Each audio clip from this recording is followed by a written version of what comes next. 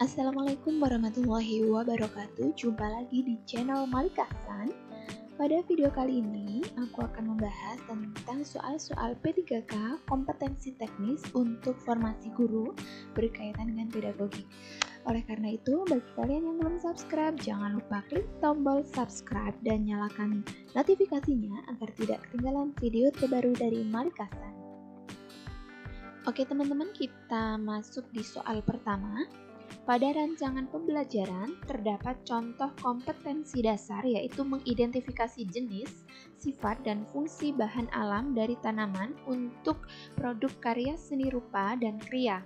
Maka rumusan indikator yang bisa dikembangkan guru pada tingkatan kognitif mencipta atau C6 yang tepat adalah, kita lihat di opsi pertama, mengelompokkan bahan alam dari tanaman pandan untuk produk karya seni rupa. Ini menurut aku kurang tepat karena mengelompokkan ini masuk kategori C2, yaitu memahami. Kemudian kita lihat untuk yang B, menyebutkan fungsi tanaman pandan untuk produk karya seni rupa. Ini juga kurang tepat menurut aku karena menyebutkan ini merupakan bagian dari C1, yaitu pengetahuan. Kemudian yang C, menjelaskan sifat tanaman pandan untuk produk karya seni rupa.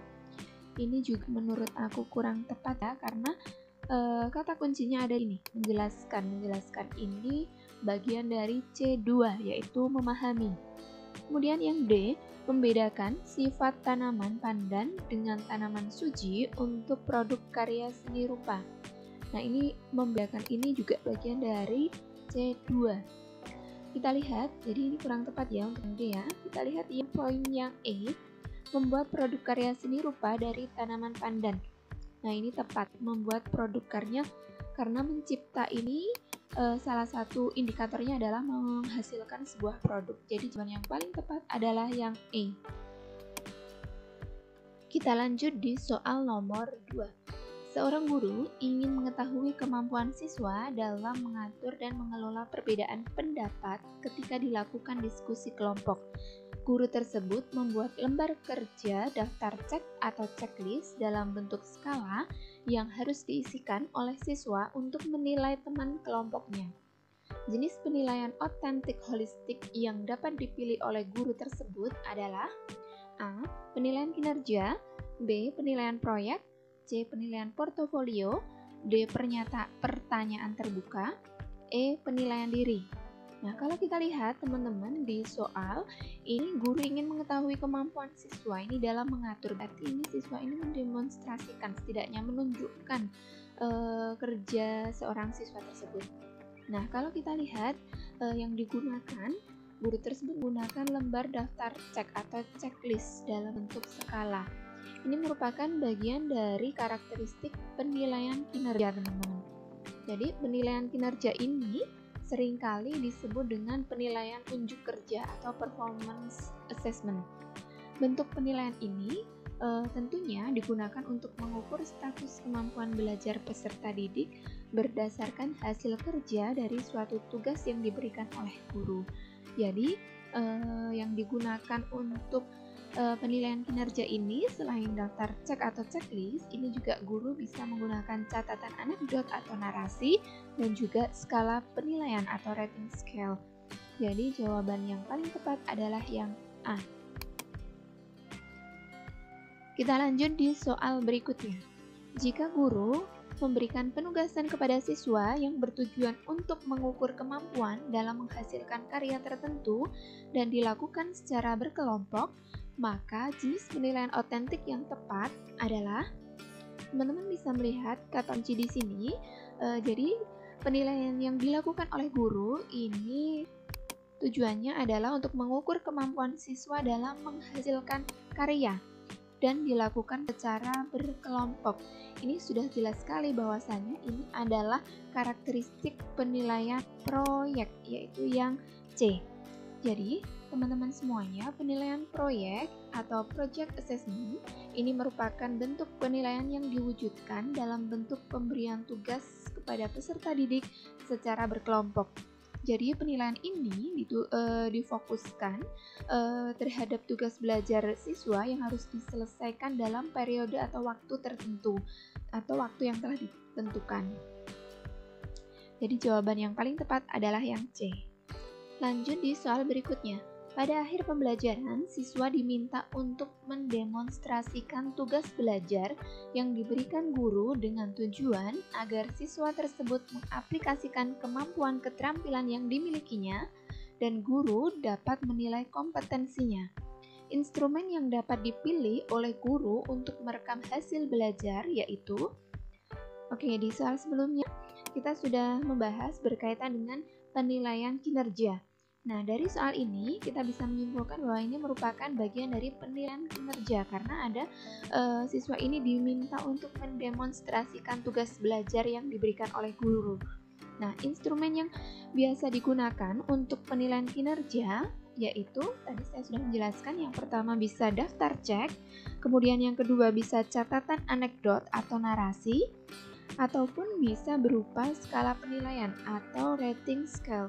Jadi jawaban yang paling tepat adalah yang A, daftar cek atau checklist. Lanjut di soal berikutnya. Sebagian siswa mengalami kesulitan menjawab soal tes pilihan ganda yang disusun oleh guru. Hal tersebut disebabkan materi soal sebagian belum dipelajari oleh siswa. Jadi siswa mengalami kesulitan karena soalnya belum dipelajari. Karena materi tersebut seharusnya diberikan pada pertemuan berikutnya. Hal yang seharusnya dilakukan guru dalam menyusun soal tes pilihan ganda pada aspek materi yaitu, kita lihat, A. Soal harus sesuai dengan indikator.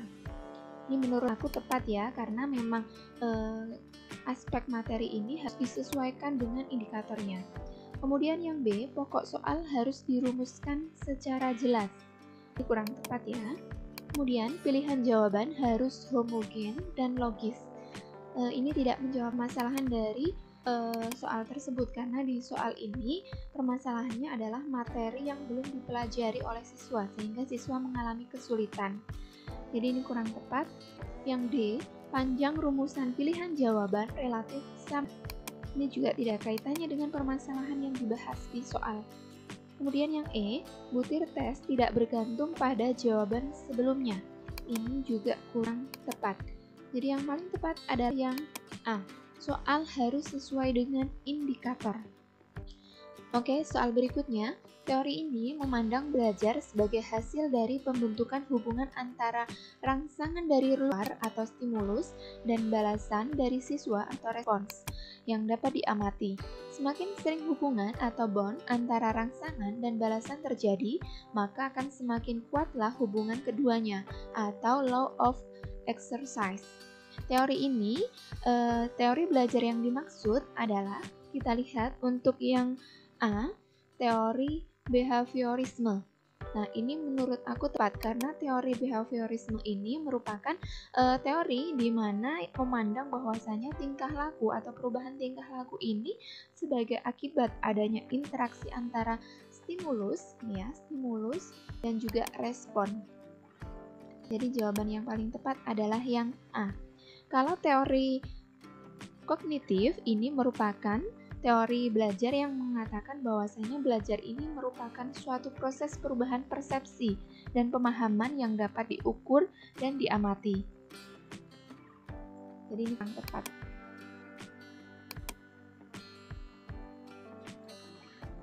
Kemudian untuk teori humanistik ini juga kurang tepat karena di sini teori ini memandang bahwasanya belajar itu untuk memanusiakan manusia. Jadi kurang tepat. Nah, kalau teori sibernetik ini merupakan teori belajar yang mana perkembangan dari teori belajar kognitif yang menekankan bahwasanya peristiwa belajar ini sebagai proses internal yang tidak dapat diamati secara langsung dan terjadinya perubahan kemampuan yang terkait pada situasi tertentu. Jadi kebalikan dari teori behaviorisme. Jadi kurang tepat. Sedangkan untuk teori Konstruktivisme ini merupakan teori belajar yang memandang bahwasanya siswa ini bebas menentukan sendiri kebutuhan belajarnya, berinteraksi, berkolaborasi, dan berbagi informasi. Oke, lanjut di soal berikutnya. Di dalam proses pembelajaran, para siswa dihadapkan dengan situasi di mana ia bebas untuk mengumpulkan data, membuat dugaan atau hipotesis, mencoba-coba atau trial and error, mencari dan menemukan keteraturan pola, mengeneralisasi atau menyusun rumus beserta bentuk umum, membuktikan benar tidaknya dugaannya itu. Hal ini merupakan penerapan teori belajar. Oke, sudah jelas sekali ya, teori belajar konstruktivisme, di mana bahwasanya teori ini mengatakan bahwasanya siswa ini bebas menentukan sendiri kebutuhan belajarnya, berinteraksi, berkolaborasi, dan berbagi informasi. Lanjut di soal berikutnya. Model pembelajaran yang mempunyai keunggulan antara lain berpikir dan bertindak kreatif, memecahkan masalah yang dihadapi secara realistis, merangsang perkembangan kemajuan berpikir siswa untuk menyelesaikan masalah yang dihadapi dengan tepat adalah, jawabannya adalah yang C, problem solving. Kita lanjut di soal berikutnya. Berikut ini merupakan langkah-langkah pembelajaran dengan model pembelajaran project-based learning. Adalah, kita lihat urutan yang benar. Untuk urutan yang pertama, ini adalah penentuan pertanyaan mendasar. Jadi, 1. Kemudian yang kedua, mendesain perencanaan proyek. Ya, jadi setelah menentukan pertanyaan mendasar, kita mendesain perencanaan proyek. Jadi ini sudah tepat urutannya 1, 2. Kemudian setelah mendesain kita menyusun jadwal atau create a schedule. Jadi sudah tepat ya 1, 2, 3. Kemudian langkah selanjutnya adalah memonitor peserta didik dan kemajuan proyek atau monitor the students and the progress of the project. Ya, ini jadi 4. Kemudian setelah memonitor, kemudian dilanjut dengan menguji hasil atau assess the outcome. 5. Kemudian yang keenam, mengevaluasi pengalaman. Ya, jadi sudah tepat ya, ini urutannya 1 sampai 6. Jawaban yang paling tepat adalah yang A. Oke, kita lanjut di soal berikutnya. Perhatikan langkah-langkah kegiatan pembelajaran yang masih acak berikut ini. Jika langkah-langkah tersebut disusun mengikuti urutan model pembelajaran problem-based learning, urutan langkah yang tepat adalah, kita lihat, untuk langkah-langkah dengan model pembelajaran based learning, hampir sama dengan pertanyaan sebelumnya. Yang pertama adalah orientasi pada masalah. Yang pertama. Kemudian setelah kita orientasi pada masalah, kita lanjut ke membimbing penyelidikan siswa secara mandiri atau kelompok. Yang kedua, kemudian yang ketiga adalah mengorganisasi siswa dalam belajar. Jadi setelah membimbing, kita mengorganisasi. Kemudian setelah itu adalah mengembangkan dan menyajikan hasil karya. Jadi urutannya adalah 2, 3, 1, 4. Jawaban yang tepat adalah yang C. Lanjut, siswa melakukan kegiatan dengan berpedoman pada langkah-langkah yang telah ditetapkan oleh guru, yaitu mengamati fenomena sosial di sekeliling sekolah, dan hasil pengamatan ditulis, disusun menjadi laporan, serta didiskusikan bersama guru dan teman sekelas. Pilihan strategi yang digunakan adalah, jadi di sini kegiatan siswa ini mengamati fenomena sosial di sekeliling sekolah. Setelah mengamati, dia menulis hasil pengamatan, kemudian menyusun menjadi sebuah laporan dan didiskusikan. Nah, jadi strategi yang tepat menurut aku ini adalah discovery. Kenapa discovery? Karena di kegiatan yang dilakukan siswa ini menekankan pada belajar aktif dengan menemukan, kemudian menyelidiki sendiri, sehingga hasilnya pengamatan hasil siswa ini bisa tahan lama. Selanjutnya, seorang guru ingin membelajarkan dengan menggunakan strategi pembelajaran kooperatif. Maka urutan tahapan yang tepat pada model pembelajaran kooperatif adalah, oke teman-teman semuanya, untuk pembelajaran kooperatif ini dimulai dari orientasi, kemudian belajar kelompok, kuis, dan juga penghargaan. Jadi yang paling tepat adalah yang A. Soal berikutnya, kriteria keberhasilan belajar siswa ditentukan dengan menggunakan kriteria ketuntasan minimal atau KKM atau kriteria belajar minimal atau KBM. KKM atau KBM adalah rata-rata setiap unsur dari kriteria yang ditentukan. Untuk menentukan KKM diperlukan faktor-faktor. Oke, jadi untuk menentukan KKM ini ada 3 faktor. Yang pertama adalah kompleksitas, kemudian daya dukung, dan juga intake siswa. Jadi jawaban yang paling tepat adalah yang D. Selanjutnya, pada proses pembelajaran, seorang guru ingin melakukan penilaian terhadap perilaku siswa.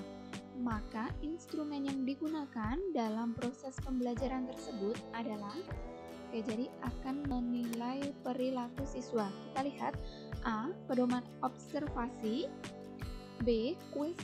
Kuesioner, C. Tes tertulis, D. Pedoman wawancara, E. Tes hasil belajar. Nah, ini untuk menilai perilaku siswa, menurut aku yang paling tepat adalah menggunakan pedoman observasi. Jadi jawaban yang paling tepat adalah yang A. Soal terakhir, dalam kegiatan penilaian otentik, banyak model yang dapat digunakan. Pada suatu penilaian, seorang guru meminta siswa untuk mendemonstrasikan tugas belajar tertentu. Bentuk penilaian otentik tersebut merupakan contoh penilaian otentik berbentuk, tadi sudah kita bahas ya, yaitu penilaian proyek. Terima kasih teman-teman sudah menyaksikan video dari saya. Semoga bermanfaat. Wassalamualaikum warahmatullahi wabarakatuh.